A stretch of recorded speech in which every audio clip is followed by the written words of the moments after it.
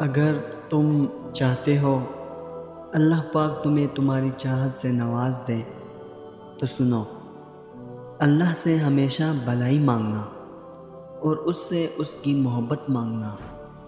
جب تم اس رب سے اس کی محبت مانگو گے تو وہ تمہیں وہ دے گا جو تم پانا چاہتے ہو۔ اللہ پاک بہت پیارے ہیں۔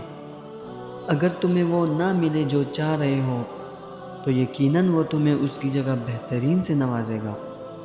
وہ تو بہتے آنسوؤں کی سسکیوں کو پہچان لیتا ہے، وہ سب جانتا ہے۔ بس صبر و توکل کرے اور کبھی دعا مانگنا نہ چھوڑے۔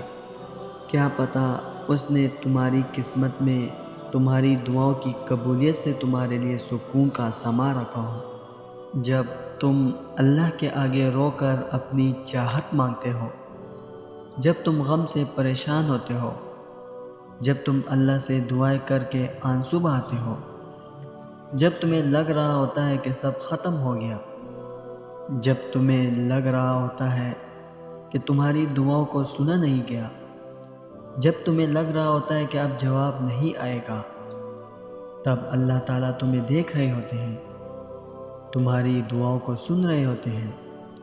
وہ مسکراتے ہوں گے تمہیں دعا مانگتا دیکھ کے کہ میرا بندہ مجھے کتنے پیار سے بلا رہا ہے، کتنی محبت سے دعائیں مانگ رہا ہے۔ اور اگر تمہیں پتہ لگ جائے نا کہ اللہ تعالیٰ نے تمہارے لیے کیا اجر رکھا ہے تو تمہیں کسی چیز کا غم نہیں ہوگا۔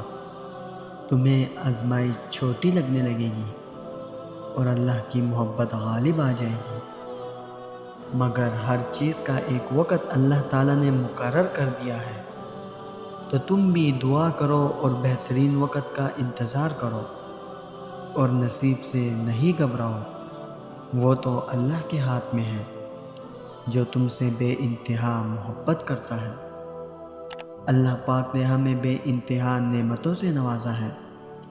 ہمیں کھانا پینا، جاگنا، سونا، تمام نعمتیں دیں، ہمارے لیے دن رات بنائے، ہمیں آنکھیں کان دیے، بولنے کے لیے زبان دی، ہمیں ہر قسم کی نعمت دی۔ ہم تھکتے ہیں تو آرام کرنے کے لیے آسانیاں پیدا کی، ہمیں ہر طرح کی آسائشیں دی۔ لیکن ہم کیسے انسان ہیں، ہم اللہ کا شکر ادا کرنے کے لیے کچھ وقت نہیں نکال سکتے۔ اللہ پاک نے جب ہمیں انسان بنایا تو اس نے ہمیں عقل اور شعور سے نوازا۔ بے شک اس کو معلوم ہے کہ انسان کے دل میں کیا ہے، وہ کیا چاہتا ہے۔ وہ اچھی اور بری سوچ دونوں سے واقف ہے۔ وہ چاہے تو اسی وقت جان لے لے ہماری جب ہم گناہ کا سوچتے ہیں، وہ چاہے تو ہمیں لمحہ بھی نہ دے، مگر وہ ہماری اوقات سے بڑھ کے ہمیں توبہ کے مواقع فراہم کرتا ہے۔ وہ اپنے غصے سے زیادہ اپنی رحمت برساتا ہے۔ وہ رحمان ہے، خالق ہے، رازق ہے، مالک ہے، رحیم ہے۔ وہ مالک کل جہاں ہے۔ وہ بخشتا ہے مگر بخشش مانگنی پڑتی ہے۔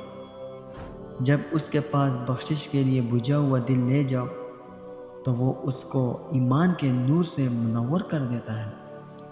میرا رب بہت کریم ہے، وہ 70 ماؤں سے زیادہ محبت کرتا ہے، تو وہ بخشش کے انگنت مواقع فراہم کر دیتا ہے۔ بس انسان کی بخشش کی نیت ہونی چاہیے۔ یہ بات تو سچ ہے، اس میں کوئی شک نہیں کہ جب اللہ تعالیٰ کسی چیز کو کہتا ہے ہو جا اور وہ ہو جاتی ہے۔ تم اللہ کے سپرد کیے ہوئے فیصلوں کو نہیں سمجھ سکتے ہو۔ وہ جو کن فیکون کا مالک ہے، وہ ہر چیز ایک بہترین وقت پر عطا کرتا ہے۔ تم صبر کرو تاکہ تمہیں تمہارے صبر کا اجر بھی دگنا مل سکے۔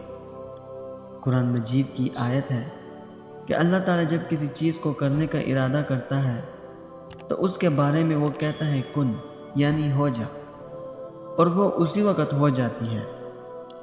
تو پھر دوسری آیت میں اللہ تعالیٰ نے یہ کیوں کہا کہ میں نے دنیا کو، کائنات کو 6 دن میں بنایا؟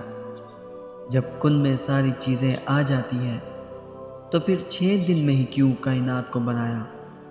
تو اس بارے میں ایک عربی عالم کا کہنا ہے کہ اللہ تعالیٰ کا ایک قانون ہے کہ اللہ تعالیٰ کوئی چیز بھی جلدی نہیں بناتا۔ جو بھی چیز اس کائنات میں بنتی ہے وہ سٹیپ بائی سٹیپ بنتی ہے۔ ہر چیز کو بننے کے لیے ایک وقت لگتا ہے۔ قطرہ سمندر نہیں بنتا ایک دن میں، بیج پیڑ نہیں بنتا ایک دن میں۔ ایک سلسلہ ہے جس کے تحت چیزیں میچیور ہوتی ہیں۔ دعا مانگنے کے بعد کبھی اللہ کسی کو فوراً ملا دیتا ہے، جیسے حضرت موسیٰ علیہ السلام کو ملا دیا ان کی ماں سے۔